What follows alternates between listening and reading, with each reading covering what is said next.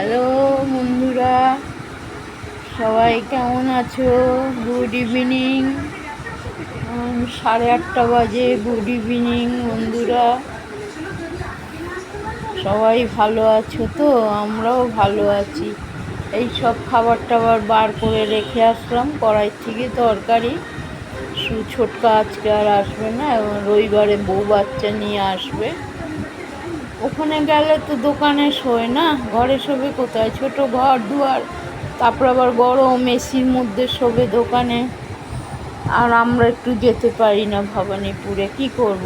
ঘর থাকলেও সব ঘরে অন্য লোক জিনিস রেখে, ওদের ঘর কি ঠিক করবে? দুটো আলমারি রেখে দিয়েছে।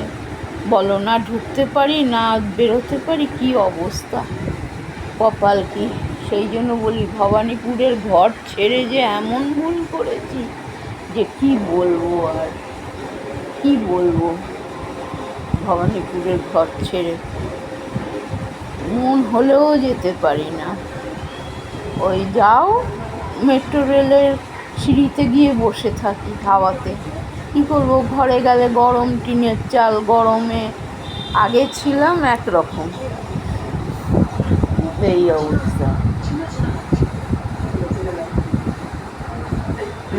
যাই হোক বন্ধুরা, গুড ইভিনিং, সবাই ভালো থাকবে।